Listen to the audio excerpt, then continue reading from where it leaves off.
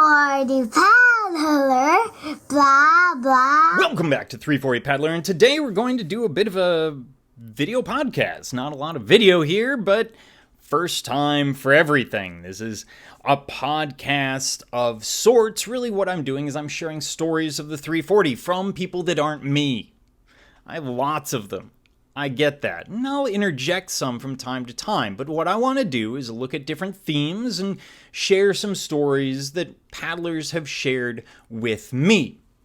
The first comes from Matt Feltrip, who writes about his 2022 MR340, where, if memory serves, he won the Short Boat Award.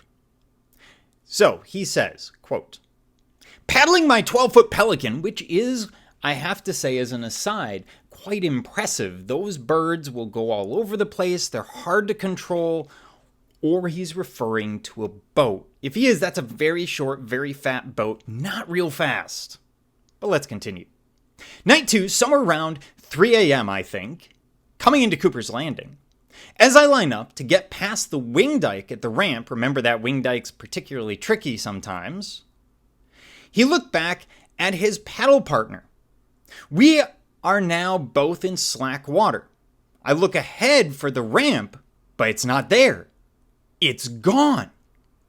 I'm paddling into a circus. I mean tents, clowns, and colorful lights. The clowns are waving their arms and cheering. Finally, a clown grabs my bow. Awkward in public, I have to say. Thankfully, flash, as if, things suddenly come to, it's a ramp volunteer and his ground crew. Same scenario coming into Herman night 3. And by the way, these things happen all the time at Herman. It's the brats. I'm telling you, it's the brats. He says it must have all been the lights. But honestly, we've all seen some pretty interesting things out there. And this is a good one. The idea that you're paddling into a circus, and then you can imagine, for those of you who haven't been there, you have to kind of imagine that your boat hits the ground, you step out, and suddenly everything clears. There's something about being on the water. The next one I have is from Brian Frey, and he talks about a couple of different things. I'm just going to read straight from his message. So this is 2022 again.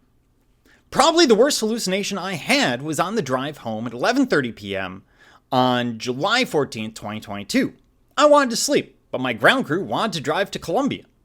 And by the way, if you're trying to not sleep, Columbia seems like a good place. They have some kind of stimulant that they export. It's an agricultural export. They do really well. It's really hard to know why.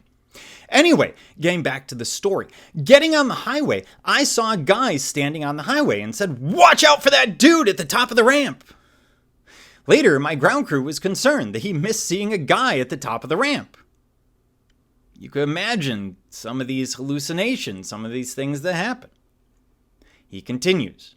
Just below Portland, having missed the ramp where I was going to take an impromptu nap, I started seeing cliff dwellings, like on the shores of some European country. And a note here, I've seen the same thing. They're like crazy hobbit holes and things that you see up in the cliffs, even during the day. That gets odd. I found it odd that there were 0 lights in any of these houses. Well, they're European. They don't have lights. Shortly afterward, I saw a tandem kayak pulled over on river left. It looked as though someone was missing, and there were no lights on the boat. I called out to them to find out if they needed help. Dead silence. I called out again and decided it was my mind playing tricks, as who would risk a time penalty for having no lights? Then it continues. One more. One last thing. I thought it seemed a bit early for seeing things, but night 2 below Jeff City, the tall cottonwoods took on the appearance of grotesquely large Mother Goose and Grimm characters staring down at me. Now, when you think about that one, those trees, especially after Jeff City, those are some whacked out trees. I've seen things, anything from sculptures to circus animals to street art murals and all sorts of interesting things down there. Other people see other things. I'm sure that there's some element of the 340 that would pay to have you interpret their hallucinations as if you're interpreting dreams. be interesting anyway. Then we have one final story. This is from Stephen Butler. This is from 2015. And he says, quote, "In 2015, I was watching some UFOs dancing over the river on the second night." Well, we've started well with UFOs on the second night. "Shortly after, I realized I was only seconds away from being run over by a barge. It was maybe 50 yards away, clear as could be, and bearing down on me fast. I panicked and was paddling harder than I'd ever paddled before to get out of the way, only to look up and realize there's absolutely nothing there in any direction. It was a ghost barge. It was, what do they call that? The Dark Pearl or something? The Pirates of the Caribbean thing? Probably a muddy pearl in the case of the Missouri. The next day, every time I looked at my hands, my fingers would start to melt and drip away." By the way, that was probably real, not a hallucination. In 2016, this gets better. In 2016, I was attacked by demon giraffes. I think I saw that series on Netflix. "And there were gorillas on wing dikes. Then Jesus appeared in the boat with me and talked my ear off for 3 hours. He kept calling me bro and asking if I wanted to do Jaeger shots." I know it's a sentence, but sometimes these are amazing. "Last year, a tandem was drafting me extremely close in the middle of the night, and I needed to pee. So I yelled out to them that I was going to turn off to the side to take care of business, to rest and relieve himself, as it were. But they continued to follow inches from my stern. Whenever I turned, they turned. Annoyed, I picked up the pace to put some distance between me and them, but they kept pace. When I stopped and turned around in my seat to have a word with them, there were no other boats within a mile in any direction."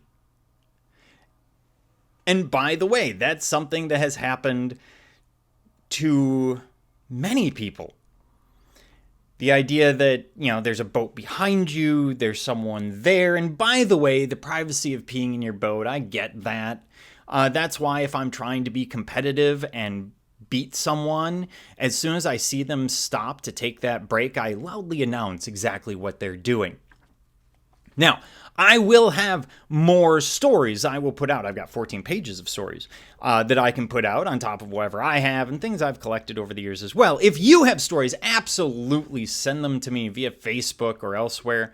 I don't always check the comments here, but, wherever you can get to me, or leave them in the 340 group on Facebook, and I'll probably get my hands on them. Otherwise, until next time, keep your paddle in the water.